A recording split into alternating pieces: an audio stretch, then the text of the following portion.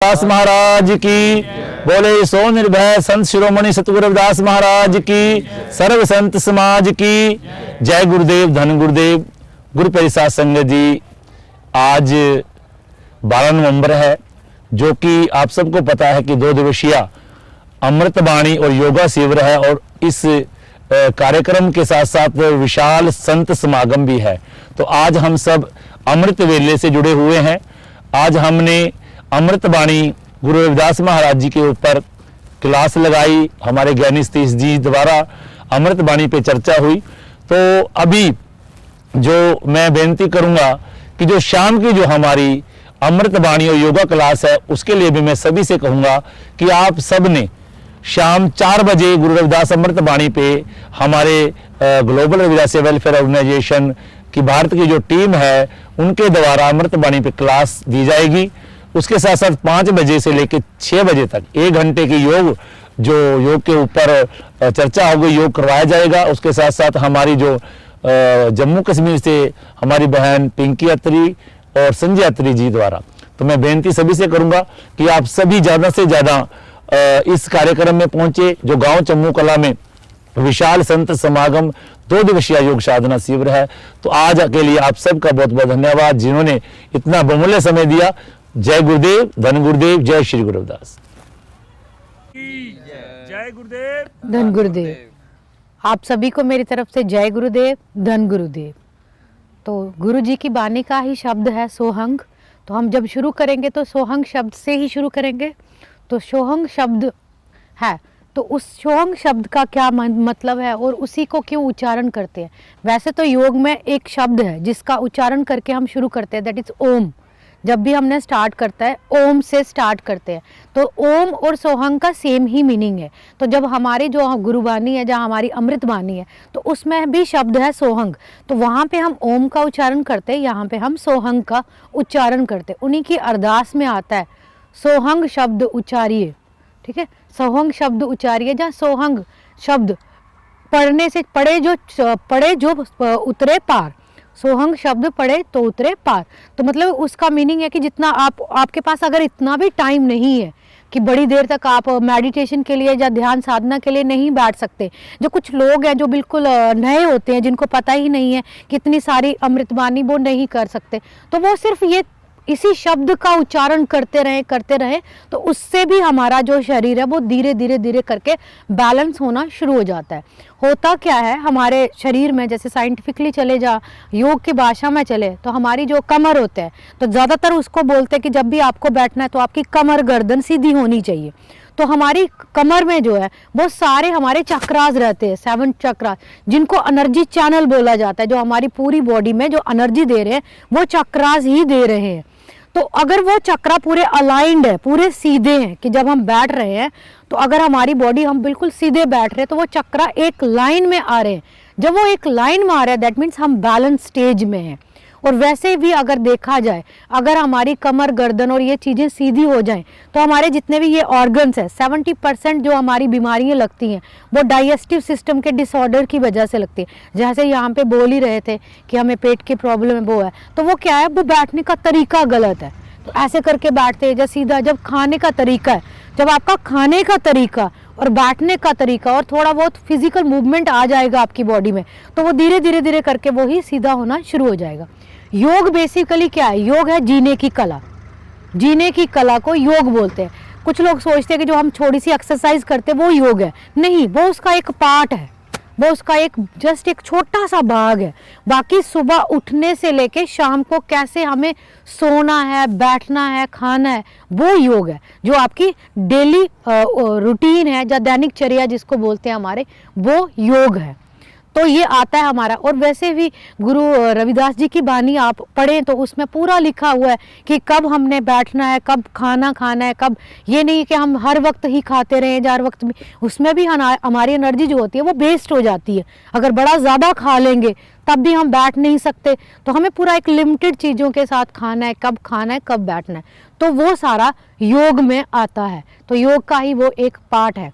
फिर जब हमारा शरीर ठीक है, कुछ भी चीज़ है, जैसे भी हम जैसे बानी पढ़नी है, जो कुछ भी आपने करना है वो तभी हो सकता है जब आपका शरीर ठीक है। जब आपका शरीर ठीक है, आपका मन ठीक है, उसके बाद आप कोई भी काम कर सकते हो, उसमें आपका फोकस डबल ट्रिपल हो जाता है। लेकिन सबसे पहले जैसे बोलते हैं ना, हेल्थ इज़ वेल्थ, तो हमारी हेल्थ ठीक है तो वेल्थ हम कमा ही लेंगे। बट अगर हमारी हेल्थ ही ठीक नहीं है तो वेल्थ तो जाएगी जाएगी, उसी को ठीक करने में इतना सारा। तो हमारे समाज के लोग जो हैं, अगर वो थोड़ा बहुत जागरूक हो जाएं इस तरफ, जो हमारा पैसा उसमें वेस्ट होता है, तो धीरे धीरे करके हम अपना थोड़ा सा लाइफस्टाइल चेंज कर लें, तो हमारा पैसा उसी में बच जाएगा और हम अपने और भी जैसे अपने आप को अपलिफ्ट करने में उस चीज़ का इस्तेमाल कर सकते हैं। तो इसीलिए हमें योग करना बहुत ही बेनिफिशियल है।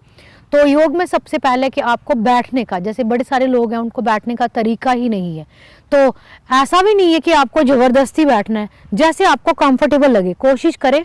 जैसे सुखपूर्वक आसन में बैठते हैं, या एक टांग फोल्ड करके दूसरी उसके ऊपर रख देंगे ना आप, तो आपकी कमर गर्दन खुद ब खुद सीधी हो जाती है। जैसे आप बैठ गए, अब आप बैठ ही नहीं सकते ऐसे, ये खुद ब खुद। या ऐसे बैठें, जहाँ हम दूसरा जो करते हैं कि टांगे फोल्ड करके वज्र आसन में बैठते हैं। फिर उसके बाद कोशिश करें, जैसे अपने हाथ कैसे को लोग करते हैं ना कि ऐसे इधर तन के रखने, नहीं, जहां आपको कंफर्टेबल लगता है इधर, जैसे मुझे इधर कंफर्टेबल लगता है, मुझे इधर बैठना, तो इधर ही बैठ के आपको जितना भी ध्यान करना है या कुछ भी करना है तो उसके बाद आप कर सकते हैं। अब 3 बार हम एक साथ सोहंग शब्द का उच्चारण करेंगे। कोशिश करेंगे आंखें हमारी बंद रहें, बस उस शब्द की जो वाइब्रेशन है उसको सुनेंगे, जो उसको महसूस करेंगे। ठीक है, सबके हाथ, कमर गर्दन सीधी, हाथ आपके, ये ज्ञान मुद्रा है। इसमें अलग अलग मुद्राएं रहती है, जैसे आप खुले हाथ करके भी रख सकते हो, ऐसा नहीं है कि ज़बरदस्ती यही करना है, बट ज्ञान मुद्रा है। देन उसके बाद एक और आती है ध्यान मुद्रा। तो ध्यान मुद्रा में ऐसे रहते हैं हाथ ये, और ये दोनों थंब एक दूसरे के साथ अटैच रहते हैं। जैसे गौतम बुद्धा को आपने देखा होगा, उनके स्टैचूज ज़्यादातर हर एक मुद्रा में उनके रहते हैं, तो वो जैसे हाथ ऐसे आ जाते हैं। तो ज्ञान या ध्यान, कोशिश करनी है कि हाथ आपके हथेलियाँ आसमान की तरफ खुली ही रहे। जब हमारे हाथ खुले हैं तो तभी कोई कुछ दे सकता है हमें, बट हम हाथ ही ऐसे रखते हैं तो हमें यूनिवर्स भी कहाँ से देगा कुछ। तो वैसे ही एक शब्द आता है अहम ब्रह्म, कि जो बाहर है वही मेरे अंदर है, सब कुछ हमारे अंदर वही है। और हमारा शरीर जो है वो 5 तत्व से बना, वही 5 तत्व बाहर है और वही हमारे अंदर है। उसी के थ्रू हम अपने आप को हील कर सकते हैं, बस हमें अवेयरनेस की ज़रूरत है। दोनों हाथ आपके घुटनों के ऊपर, आंखें बंद, मन सहज, और पूरा ध्यान आपका आपके शरीर के ऊपर। बिना अपनी आंखें खोले, बस अपनी मन की दृष्टि से अपने आप को महसूस करेंगे, अपनी टांगों को महसूस करेंगे, अपनी कमर को, अपने कंधों को, अपने कंधों को हल्का सा हिलाएंगे और पूरी तरह तनाव मुक्त कर देंगे। कहीं पे कोई भी तनाव नहीं, आपका शरीर पूरी तरह रिलैक्स। अब धीरे धीरे आपका पूरा ध्यान आपके चेहरे पे हल्की सी मुस्कुराहट। अब 3 बार एक साथ सोहंग शब्द का उच्चारण करेंगे, श्वास भरते हुए। एक गहरी लंबी श्वास भरें, सो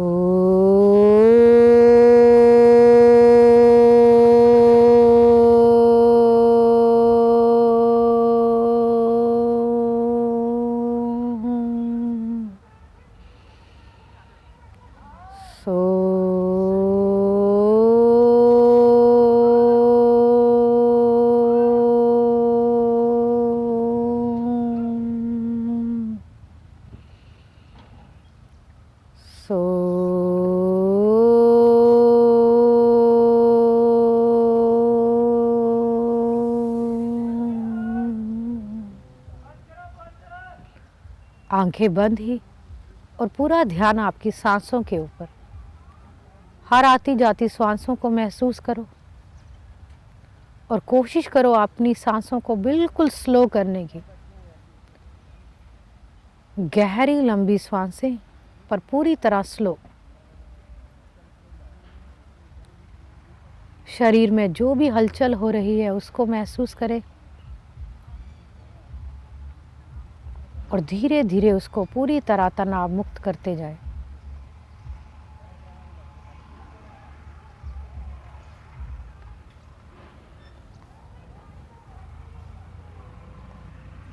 पूरी तरह अपने शरीर को रिलैक्स छोड़ दें।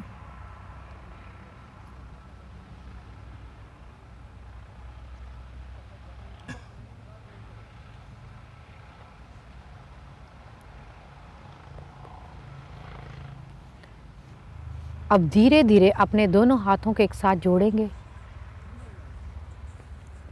एक साथ अरदास। हर सोहीरा छाड़ के करे आन की आस, ते नर जो झुक जाएंगे सत पाखे रविदास।